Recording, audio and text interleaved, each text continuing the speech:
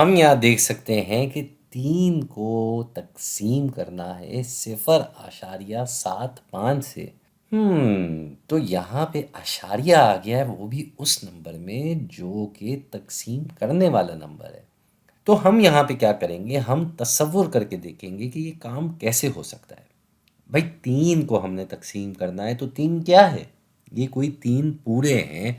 समझे, हमारे पास ये 3 डब्बे हैं। हमने इस 3 डब्बों के जो हैं हिस्से करने, किस हिसाब से कि एक हिस्सा इतना हो। इस 3 का इतना कैसे हो सकता है? ये जो तक़सीम होने वाला नंबर है, ये है क्या? ये 0.75 है। यानी कि सवा की कतार में 5 लिखा हुआ है, 10वीं की कतार में 7 लिखा हुआ है। तो इसका क्या मतलब है? इसका मतलब है कि अगर एक पूरे किसी चीज़ के 100 हिस्से हुए हुए हों, तो उन 100 में से 75 हिस्से 0.75 होंगे। तो क्यों ना हम इन 3 पूरों को 100 हिस्सों में बांट दें, तो ये कुछ ऐसा हो जाएगा। हाँ जी, ये हमारे पास आप देख सकते हैं 100 हिस्से भी हो चुके हैं, और 100 के अलावा हमने हर डब्बे में 75 हिस्सों को अलग से नुमाया किया हुआ है।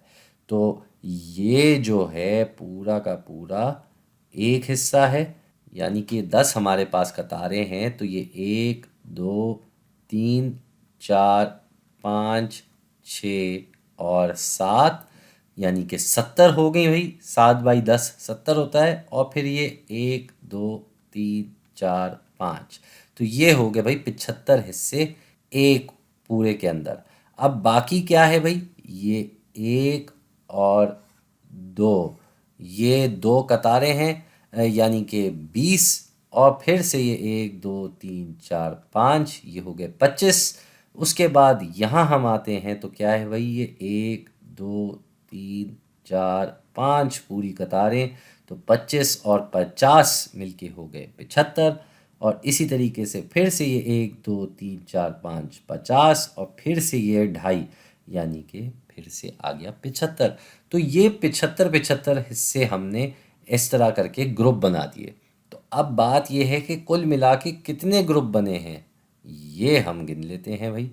ये पूरा है एक ग्रुप, फिर ये और ये मिला के दूसरा ग्रुप, फिर ये वाला है तीसरा ग्रुप, और ये है चौथा ग्रुप।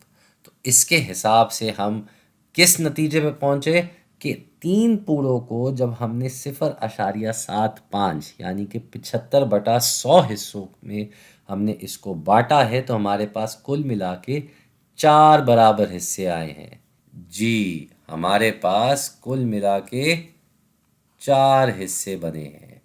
तो ये होगा भाई हमारा फाइनल जवाब।